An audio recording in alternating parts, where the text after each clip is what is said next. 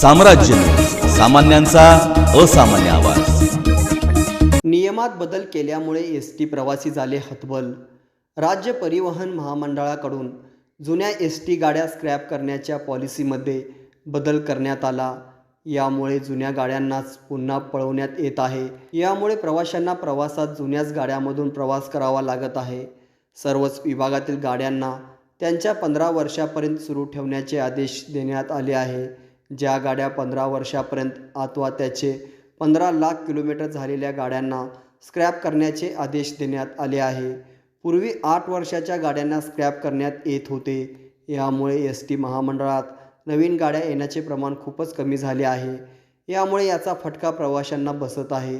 काही गाड्या इतक्या खराब झाल्या आहेत, त्यातून नाईलाजाने प्रवास करीत आहेत। याचा फटका प्रवाशांना बसत आहे। काही गाड्या खिळखिळ्या झाल्याने त्यातून प्रवाशांना कंबरदुखीशिवाय मणकेदुखीचा त्रास होत आहे।